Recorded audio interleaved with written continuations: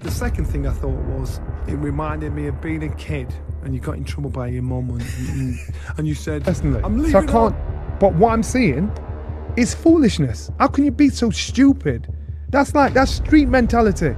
This is world. I mean, I think if you haven't got a heart for it anymore and you don't want to compete anymore, I think retirement is the best option. Disappointing, obviously, for British fight fans because we've got a chance to make the biggest fight in boxing. Johnny Nelson clowns Daniel Dubois for retiring at the age of just 27, and rightfully so. This isn't retirement, this is retreat. After being dismantled by Alexander Usyk, Dubois isn't walking out like a warrior, he's sneaking out like a man who wants to avoid the spotlight. Nelson's trademark sarcasm cuts deep, questioning Dubois. Walk away, man. Retire. You don't need it.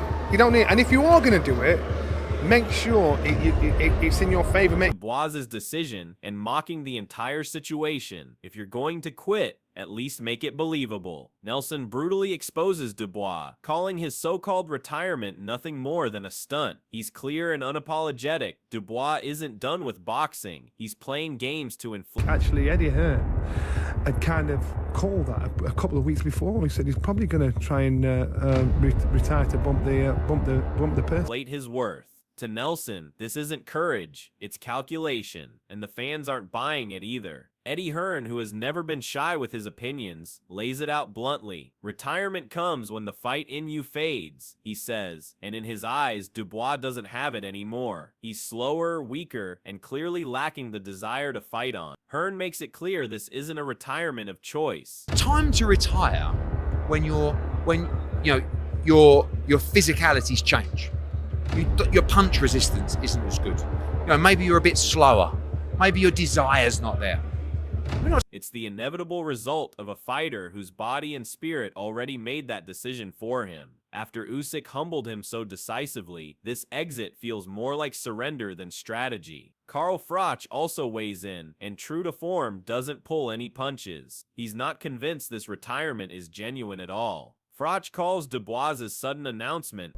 So this retirement, I'm not sure if it's genuine. Maybe it is, but I don't know what he's going to do now he's retired. But the fact of the matter is, he's announced his retirement. He's either trying to leverage for more money, putting himself in position, so he's got people begging for him to come out, or he's actually genuinely going to retire. Not sure what he's going to do. One big question mark. Is it real or just a money move? Few believe it's from the heart. After the Usyk beatdown, it feels less like a permanent goodbye and more like a ploy to stay relevant. Even Dubois' own promoter, Frank Warren, tries to soften the blow.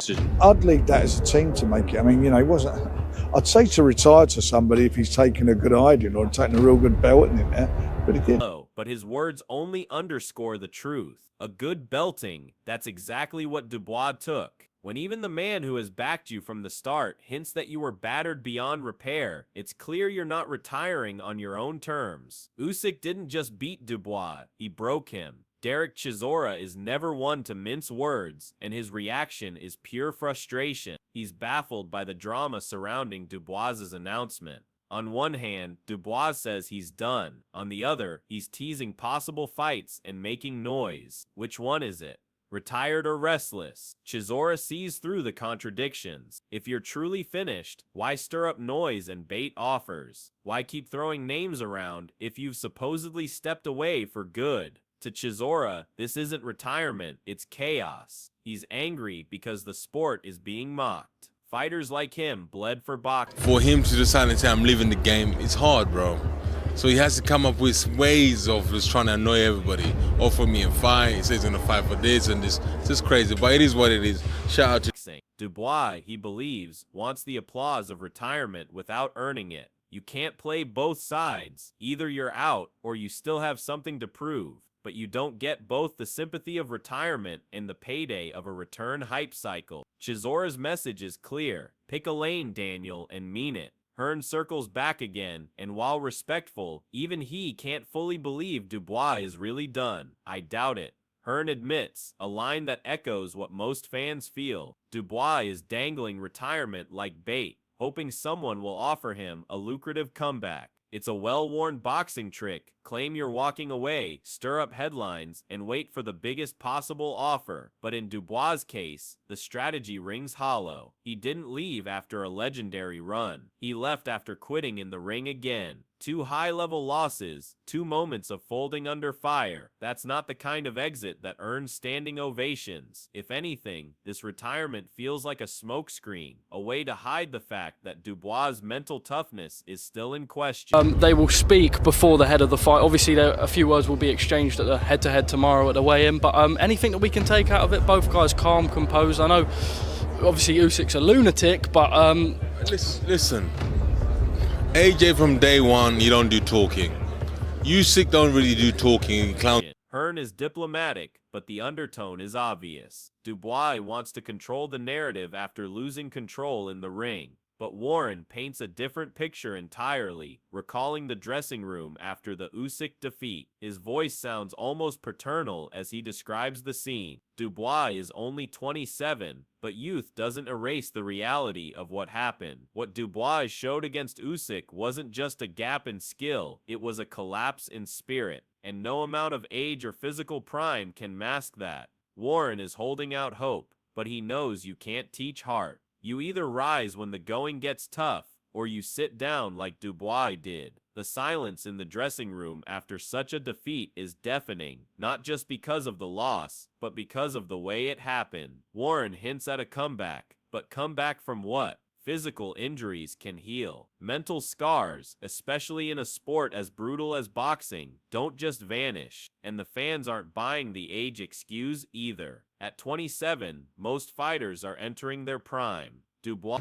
And Daniel's obviously very disappointed. He's in the dressing room at the moment, and if he's going to come back, he's got to learn from it. He's only 27. Dubois is already talking about walking away. That's not the mindset of a champion. That's someone running from the pressure. Even Don Charles, never short of words, was left speechless. That tells you everything. The fight against Usyk didn't end in a heroic struggle or even dramatic defeat. It ended in confusion, frustration, and embarrassment. Round 4 wasn't supposed to be the finale, but here we are, discussing retirement and regrets. Charles feels robbed, not by the referee, not by the system, but by Dubois himself. He's questioning not just the stoppage, but the will of the man he trained. A heavyweight in his prime folded under pressure. Again, the silence from Charles speaks louder than any rant could. In his mind, there was no pride, no resistance, no fire, just an ending no one wanted and an aftermath no one respects. For a trainer who's seen true warriors push through hell, watching Dubois walk away like that is nothing short of betrayal.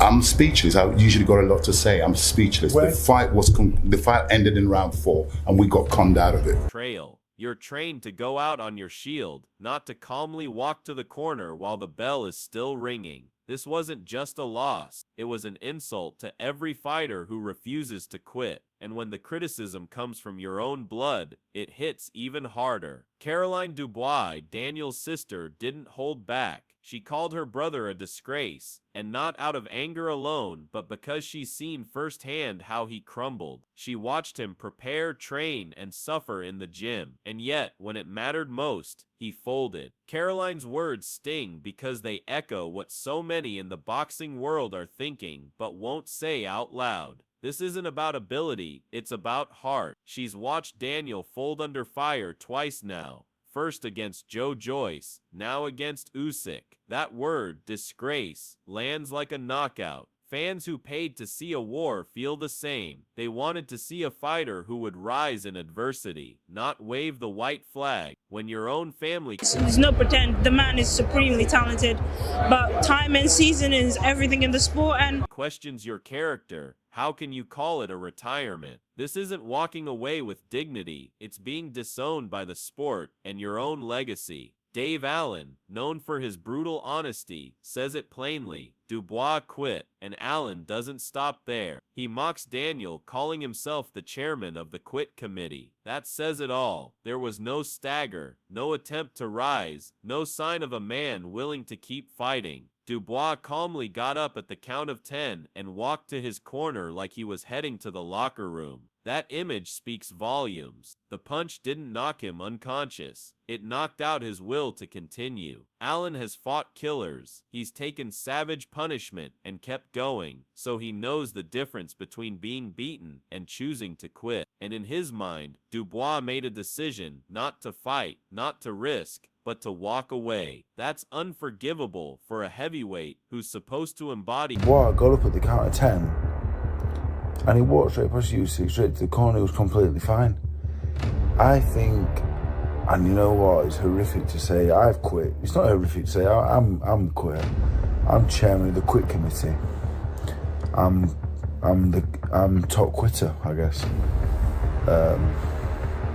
Anyway, he quit, yeah, he did. Grit and resilience. If Allen was savage, Martin Beaki was even more ruthless. He didn't just criticize Dubois, he humiliated him. Beaki called out Dubois' flaws, his lazy preparation, and his outdated style. He predicted exactly how the fight with Usyk would go, and Dubois walked straight into it. Beaki mocked Dubois' failure to evolve. No meaningful jab, no footwork, no new strategies. Against a master like Usyk, that's career suicide. Beaki says Dubois deserved the knockout. That's not a critique, that's humiliation. He's saying Daniel didn't just lose, he earned that beating by refusing to adapt. And that's the brutal truth. You can't sit at the elite table if you're not willing to grow. Beaki's final question lingers. What does Dubois do now? Because the reality is, when your peers are openly mocking your skill set, and you're still trying to stay in the conversation, maybe retirement is the only option. David Oddli breaks it down like a tactician, exposing just how outclassed Dubois was from the opening bell. Usyk took— I said it before the fight, even today, before today, that Daniel Dubois would never pass 5 rounds if he kept boxing like the same way he boxed last time he fought Usyk. But he did the same. There was no jab, nothing changed. He deserved the knockout because he never changed something like supposed. Took control in 30 seconds. That's all it took for one man to show he was a level above, mentally, physically, and strategically. Dubois wasn't just reacting slowly, he was paralyzed by overthinking, stuck in his own head, while Usyk was already 5 steps ahead. That's the difference between world class and elite. Oddli's analysis confirms what everyone saw. You can't bluff your way to the top in this sport. Against a technician like Usyk, hesitation is death. Dubois wasn't competing, he was surviving. And once Usyk figured him out, it was just a matter of time. So where does Daniel Dubois really stand after this circus of a retirement? Let's be honest, this wasn't a noble walk into the sunset. It was a retreat under pressure, wrapped in confusion, family shame, promoter damage control, and a mountain of public criticism. From Johnny Nelson's biting sarcasm to Caroline Dubois' raw honesty, the message is loud and clear. The boxing world isn't buying this exit. Not when you quit against Joyce, folded against— assessment. Daniel was thinking too much. There's times when I could see Daniel being a bit hesitant. He was sitting there thinking. He did let his right hand go and he did throw a lot of shots, but I think sometimes when you overthink it, you give Usyk too much time. And when you give Usyk time, you kind of let him play at his own sort of pace. Usyk established the jab from like the first 30 seconds, which was, you know, look, like it just shows his level, right? Usyk, and now try to mask it all with talk of retirement. And Usyk, he didn't just beat Dubois, he dismantled the entire myth, the aura, the hype, the confidence, all gone. He turned a so-called future champion into a case study on mental weakness and wasted potential. Meanwhile, real contenders like Beaki and Oddli are calling him out, dragging his name through the mud, daring him to return. If Dubois ever does try to come back, there won't be respect. There'll be blood in the water, and if he stays retired, his legacy ends with one word: quitter. Either way, there's no easy road from here. One thing is certain, Alexander Usyk moves on, chasing greatness, while Daniel Dubois sits in limbo, a fighter with power but no purpose. So now we turn it over to you. Was Johnny Nelson right to clown him? Has Daniel Dubois truly retired? Or is this all smoke and mirrors? Can he ever redeem himself? Or is the book already closed? Drop your thoughts in the comments and join the debate.